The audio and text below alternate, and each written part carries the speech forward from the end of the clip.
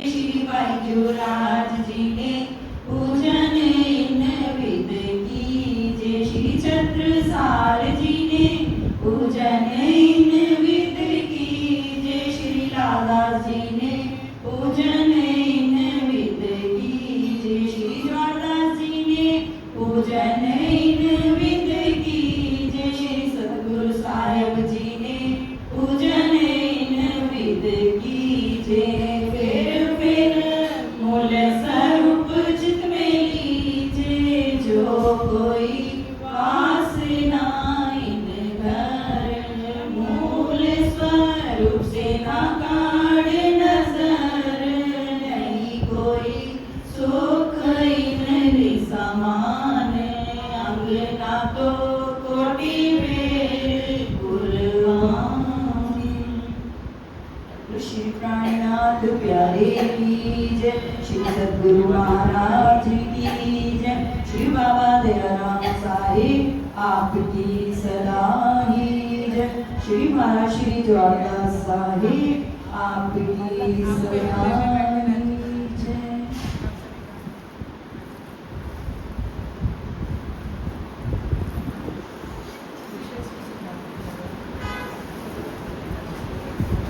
ये वाला दीपक सर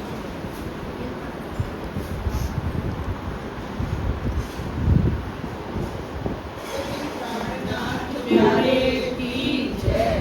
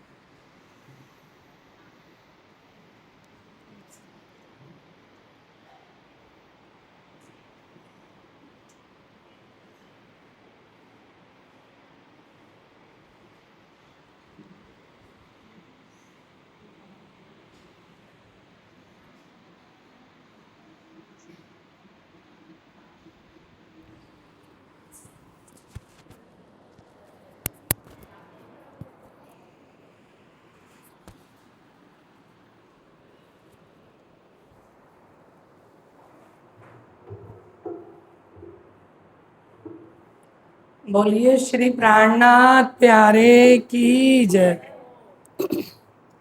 इस पे ना कोई कपड़ा बनवा के ना बांधना पड़ेगा, नहीं करंट भी आता है और वो आवाज भी खराब होती है।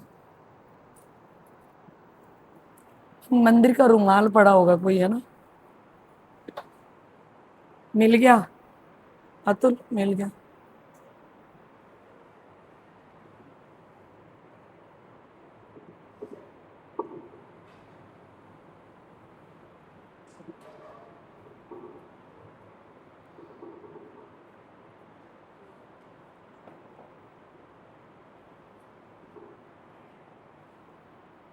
श्री वंदो सती गुरु चरण को,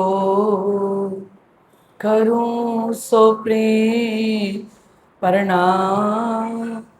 आशो भरण मंगल करन, धनी श्री देवचंद्र जी नाम। श्री देवचंद्र जी को दर्श दियो, जो है पूर्ण रूप। तारतम्य को तत्व कहो, हृदय बैठ स्वरूप। श्री प्राणनाथ निज मूल पति, श्री मेहरा जिसना। तेज कुंवर श्यामा युगल को, पल पल करूं प्रणाम। पल पल करूं प्रणाम।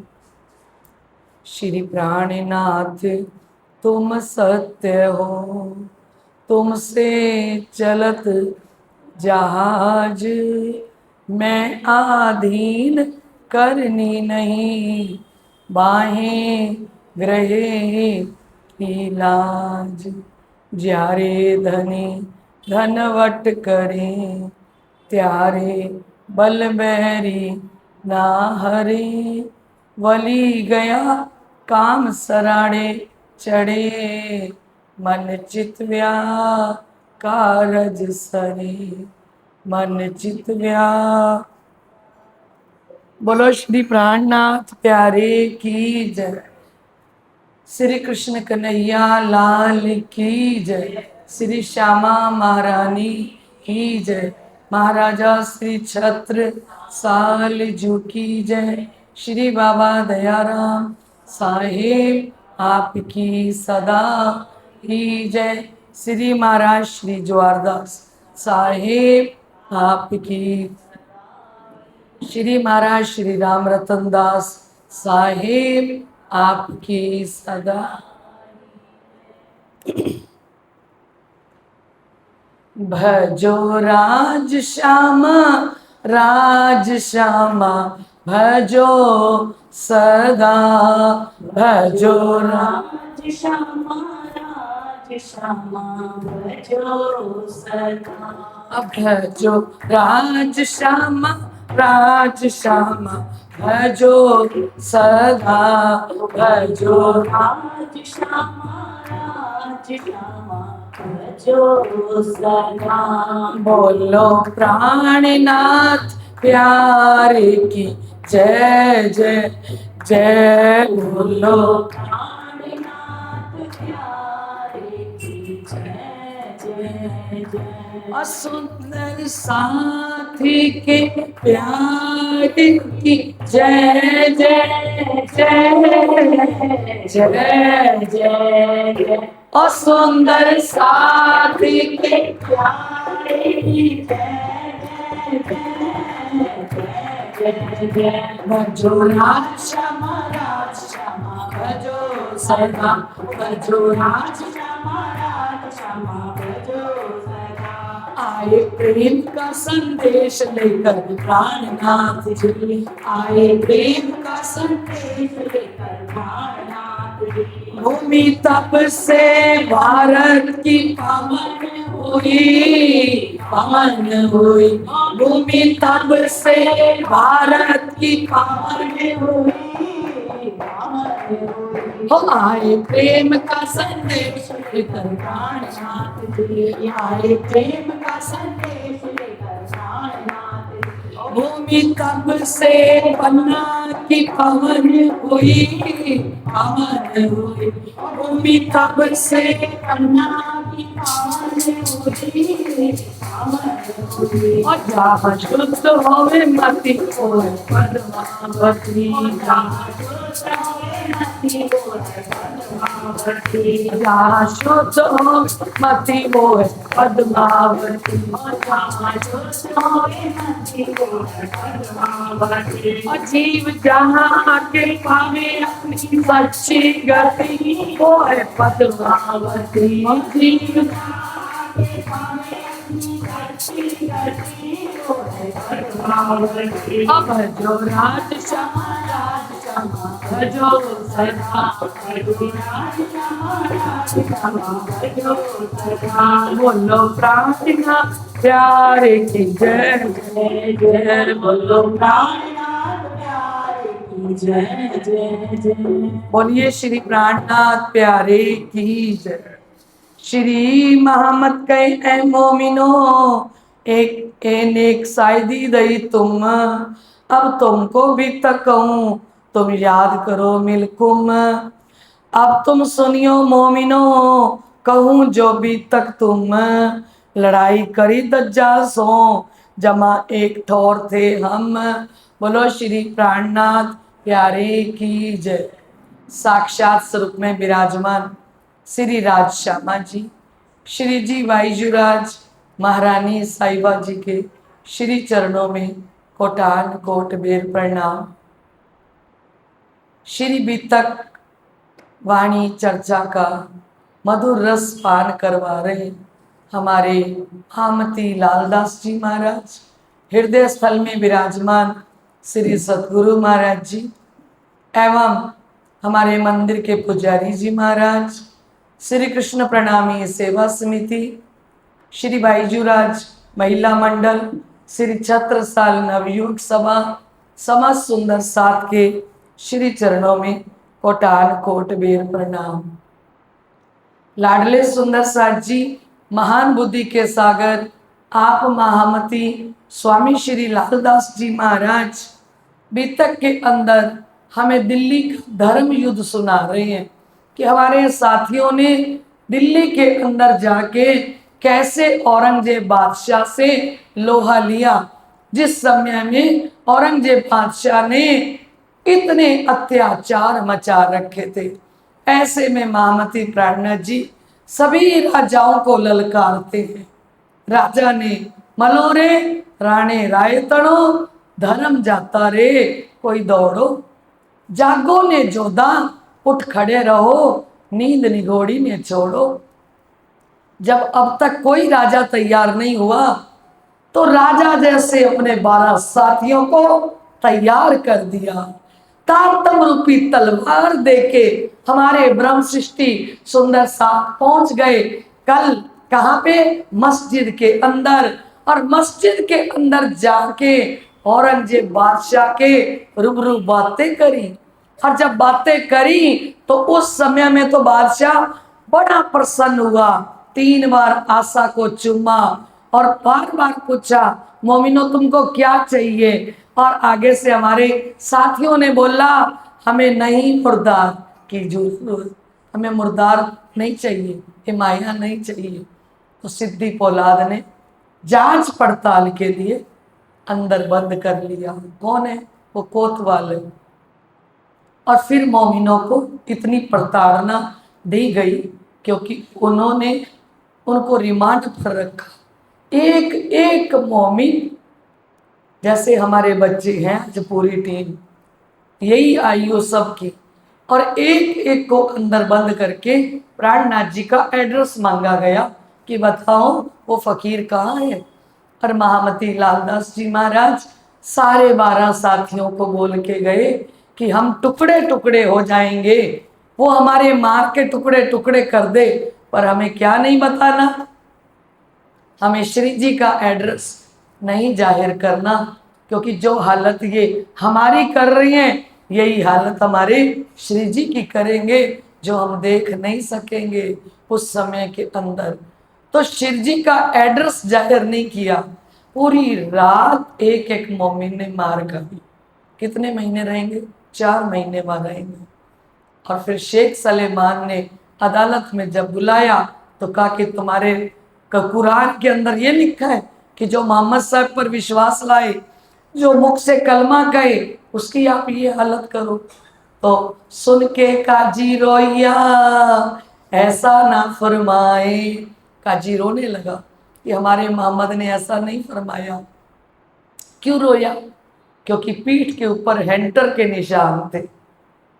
लालदास जी कटहरे में खड़े हुए हैं दिल्ली के, और जब बात करने लगे तो अपनी कुर्ता ऊपर उठा के दिखाया लालदास जी। फिर एक ने नहीं, फिर सारे 12 साथियों ने अपने सफेद कुर्ते, और अब तो मुसलमानी भेष पहन के गए थे, अब अपने कुर्ते ऊपर उठा के दिखाई उन लोगों को कि देखिए ये हालत करी है। और देखा उसने शेख इस्लाम ने तो सारे 12 साथियों की पीठ काले लाल निशान पड़े हुए, और मुख पर और सिर पर गुज चुके मारी सारी रात। लेकिन किसके लिए कुर्बान हो गए? हम हुक्म पर मर मिटेंगे ऐ धनी। अब इन 12 साथियों के सामने हम अपनी कुर्बानी देखें, हमने क्या कुर्बानी की है अपने निजानंद संप्रदाय के लिए, हमने क्या कुर्बानी की है धनी के लिए। लेकिन ये जागनी करने वाले सुंदर साथ हैं।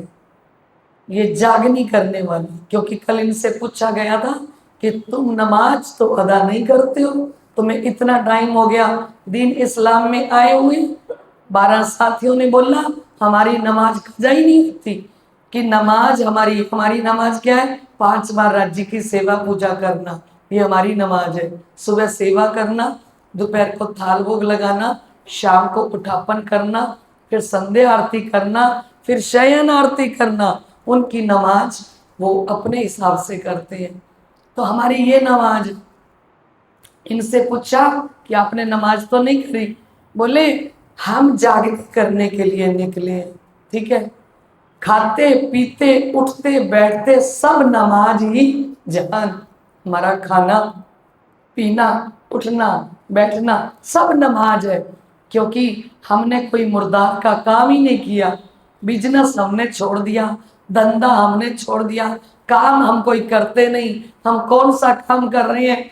हम तो प्राणनाथ जी की हुक्म का पालन कर रहे हैं। और तुम लोगों को निजानंद संप्रदाय का आखिरी इमाम मेहंदी का संदेश देने के लिए आए हैं। अब वहां श्री प्राणनाथ जी को पता लगा कि किस प्रकार से हमारे 12 सुंदर साथ जो गए थे उनको, क्योंकि श्री प्राणनाथ जी ने कामा पहाड़ी पे बैठे बैठे सारा सीन देख लिया था। क्योंकि तन की जाने मन की जाने दिल की जाने चोरी, उस सायब से क्या छिपा है जिसके हाथ में अपनी डोरी। श्री प्राणनाथ जी ने सारा सीन देख लिया। और जब वो शेख इस्लाम को दिखा रहे थे ना, तब शिव जी उनके पेट में देख रहे थे।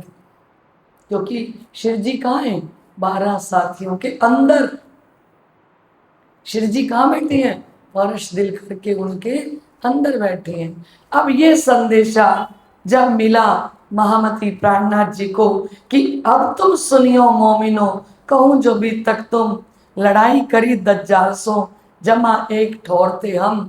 हमने जब, महामती लालदास जी कहते, हमने जब धर्म युद्ध शुरू किया, एक ठिकाने पे हम 12 साथी थे। जब सरे तोरे को हम ले गए पैगाम, तब ढाप्या जिन गिरों ने मरातबा इमाम। जिन मुसलमान लोगों ने औरंगजेब बादशाह को हम देने के लिए पैगाम लेके गए थे, उस पैगाम को जिन्होंने ढक दिया और ब्रह्म सृष्टि के मरातबे को ढक दिया, और इमाम मेहंदी का दर्जा क्या है उसको ढक दिया।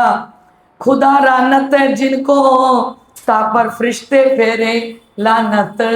जिसको खुदा की लानत मिल जाती है ना, उसको 24,000 ईश्वरीय सृष्टि की ना लानत मिलती है। और सब मोमिनों की लानत हुई बखत क्यामत। और जब आत्म जागृति का समय आएगा, हमारे छठे दिन में सारे मोमिन जब इस बितक को सुनने के लिए बैठेंगे, हे सिद्दी पोलाद, हे शेख इस्लाम, तुम सबको हमारे ये मोमिन लानत देंगे। एक एक मोमिन की लानत मिलेगी सिद्दी पोलाद को, क्योंकि सिद्दी पोलाद को श्री बंगला जी दरबार में बुलाया जाएगा। असराफिल जबराइल को कहेंगे कि जाओ सिद्दी पोलाद को लेके आओ। और सिद्दी पोलाद को कैसे लाया जाएगा? हैंटर मारते हुए, और उसके मुख में से लहू और पीक बह रहा होगा। और मारते मारते श्री बंगला जी दरबार के अंदर जब कजा के तख्त पर प्राणनाथ जी बैठेंगे, उनके सामने ये सारे मुसलमानों को पेश किया जाएगा। मार मार के लेके आएंगे, मुंह में से खून लहू बह रहा होगा। क्योंकि जो पढ़े लिखे काजी थे उन्होंने गौर नहीं फरमाया इमाम मेहंदी के आने पर। तो अब इस समय जब शिव जी कजा के तख्त पर बैठकर न्याय करेंगे, तो उस समय में इनको लाया जाएगा हैंटर मारते हुए, और हमारे 12 साथियों को लाया जाएगा हीरे मणियों के सुखपाल में बैठा के। और तब जिब्राइल पूछेगा, असराफिल पूछेगा कि ये कौन आ रहे हैं? तो जिब्राइल जवाब देगा कि ये तो आसवाई की आत्म श्री लालदास जी महाराज सुखपाल में बैठ के आ रहे हैं। वो कैसे आएंगे? मणियों के सुखपाल में बैठ के। और इनको कैसे ले जाया जाएगा? हैंडरों से मारते हुए, क्योंकि जिनो जिनो जैसी करी, वितक में कहेंगे जिनो जिनो जैसी करी तीनों तित्ती पाई सजा। जो जैसी करेगा उसको सजा तो मिलनी मिलनी है। अब प्राणनाथ जी ने कहा कौन लानत दे रहे हैं? 24,000 ईश्वरी सृष्टि, 12,000 ब्रह्म सृष्टि और सारी आम जीव सृष्टि भी सुन लेना, वो भी फिटकार देगी। किसको? सिद्धि पौलाद को, कि ये खुदा का संदेश लेके गए पर आप लोग ईमान नहीं लेके आए। लिखी सिपाही दूसरे सैकुल जको नाम, दज्जाल बैठा दिल पर भानी रहा दीन इस्लाम। सैकुल कुरान का दूसरा सिपारा सैकुल, उसमें पहले से राजी महाराज ने लिख के भेजा क्या कि दज्जाल बैठा दिल पर। इन मुसलमान लोगों को जब साथी जगाने के लिए जाएंगे तो इनके दिन पर वो इब्लीस आके बैठ जाएगा, दज्जाल आके बैठ जाएगा और बहानी राह दीन इस्लाम, और वो दीन इस्लाम निजानंद संप्रदाय के रास्ते पर चलने नहीं देगा। सब खलक रा पावती जो ए फेरत ना पैगाम, सारी दुनिया को निजानंद संप्रदाय का रास्ता मिल जाता। कैसे? अगर औरंगजेब बादशाह जग जाता, उस तक संदेश चला जाता, वो दिल्ली के अंदर पूरी जनता के सामने घोषणा कर देता और कह देता कि प्राणनाथ जी ये इमाम मेहंदी हैं और इमाम मेहंदी बन के हमको जगाने के लिए आए हैं। दीदार होता दुनी को पढ़ो पहन दिया वह का, सारी दुनिया को दर्शन होता। पर कुरान के आलिफ पढ़े लिखे लोग जिन्होंने इस पैगाम को मोड़ दिया, रुक्के ही नहीं लिए, रुक्का ही फाड़ दिया और रुक्का औरंगजेब बादशाह तक पहुंचने नहीं दिया।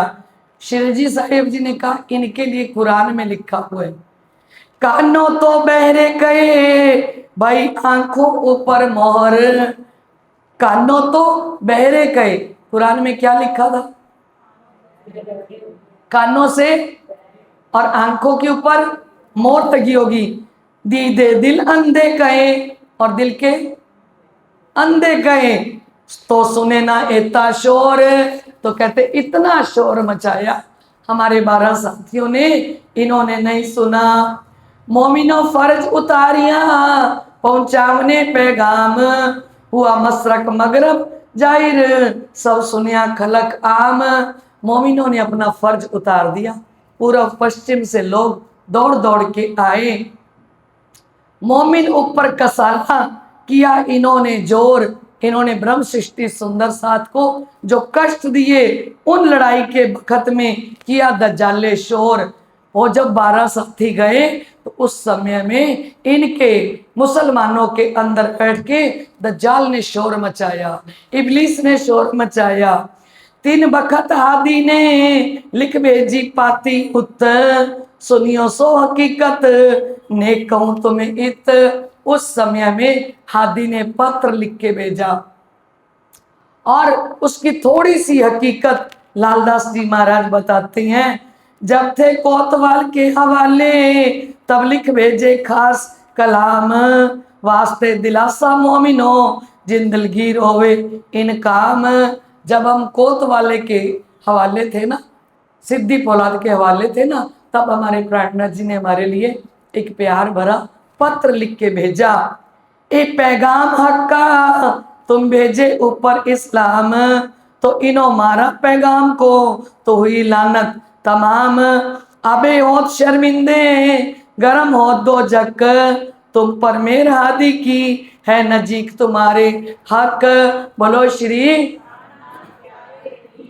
श्री प्राणनाथ जी ने कहा ये अब क्यामत के समय शर्मसार होंगे और इनके लिए 10 भांत की दोजक तैयार हो रही है। कैसी होगी 10 भांत की दोजक? ये 17 तत्वों का शरीर होगा और 17 तत्वों को शरीर को कहाँ लटकाया जाएगा? सूली के ऊपर, क़यामतनामा के अंदर लिखा है, सूली के ऊपर लटकाया जाएगा और नाभि के अंदर सूली डाली जाएगी। सिर कटा होगा, पैर कटे हुए होंगे और ऐसी हालत में नीचे आग जलाई जाएगी। नीचे क्या जल रही होगी? आग। ये मर नहीं सकते। क्या होगा? तड़फेंगे, बिलखेंगे पर प्राण नहीं निकलने देंगे। और जो शेख इस्लाम है, ये पढ़े लिखे थे, इन्होंने काजी होते हुए, न्यायाधीश होते हुए ब्रह्म सृष्टि का न्याय नहीं किया। काजी ने औरंगजेब से बात नहीं करने दी थी। काजी ने कहा था कि नहीं, आपको रूबरू बात नहीं करनी चाहिए। उसने न्याय दिया था। और उसके क्या किया जाएगा? क़यामतनामा पढ़ना ध्यान से, आप पढ़ते ही हो सारे। उसमें लिखा कि उसकी जीभ काट दी जाएगी। चुगल खोर के काटे, जी जीभ काट दी जाएगी। और मुंह में से क्या निकलेगा? खून और लहू निकलेगा। जिन हाथों से हुक्म दिया, ये हाथ काट दिए जाएंगे। शिवजी साहेब जी कहते हैं कि इनको तो 10 बात की दोजख ऐसी तैयार है, लेकिन तुम्हारे मूल स्वरूप सो तुम बैठे नजीक हक के, तुम्हें पलक न करें दूर। क्योंकि ब्रह्म सृष्टि को दिलासा तो देना है ना कि तुम कहाँ बैठे हो? मूल मिलावे के अंदर। तुम्हें राज्य एक पल के लिए दूर नहीं करेंगे। तुम्हारे मूल स्वरूप सो जो हमेशा था मजबूर, आप तो सुरता को मूल मिलावे में लगाओ। अभी तो राज्य की आवाज ही गूंज रही है, अलस्तो बेरबकुम, फिर कया अरवाओं ने बोले न भूले हम। क्योंकि परम धाम के अंदर एक क्षण भी नहीं बीता। तिस वास्ते तुमको अजमावत है इत, दिखाए बलाए कसाले, ये मुकदमा रोज क़यामत आपकी परीक्षा ले रही हैं। इस घड़ी के अंदर सारे मोमिनों की परीक्षा हो रही है। खेल में मोमिनों की होता है परीक्षा। जो लड़ाई तुम करी सो होसी रोशन 14 तबक। बोलो श्री महामती प्रार्थना जी ने पत्र में लिखा कि जो आपने लड़ाई की है ना, ये 14 तबक ब्रह्मांड के अंदर रोशन होगी। क्यों? क्योंकि ये भी तक सुनाई जाएगी। किनको? जब तक ब्रह्मांड रहेगा तब तक भी तक चलती रहेगी। जब तक जागनी ब्रह्मांड रहेगा तब तक भी तक चलेगी। मौत दज्जाल की इनसे सो तुम ही मानो सब शक। आपको पता ही है इनकी मौत क्या है? इस दज्जाल को भी मारना है। ए भूले तुमको देख के मायने ऊपर के, ये आपका बाहर का वजूद देख के भूल जाती हैं, अंदर कौन बैठी है? अबलीस रानिया इनसे ले ऊपर के अर्थ। शिव जी ने कहा अबलीस भी भूल गया था। सूरत देखी आदमी की, बीच निस्बत थी हक। सूरत किसकी देखी? प्राणनाथ जी को भी देखा तो किसकी सूरत देखी? आदमी की। अब यहाँ पे किस्सा आता है कुरान के अंदर। कौन थे? आदम और हब्बा। आदम और हब्बा एक बार खुदा ताला फरिश्तों के पास गए। फरिश्तों के पास गए, रोज ही जाते हैं फरिश्ते, रोज दर्शन करते हैं। एक दिन सारे फरिश्तों ने मिलके कहा खुदा हम में से किसी एक को बड़ा बना दो, आप हम सब में से किसी एक को बड़ा बना दो। तो खुदा मुस्कुराने लगे, कहने लगे कि अच्छा किसको बड़ा बनाओ? बोले किसी को भी बना दो, किसी एक को बड़ा बना दो। खुदा ने कहा कल तुम सारे मूर्ति बना के रखना, जिसकी मूर्ति मुझे पसंद आएगी उसको बड़ा बनाऊंगा।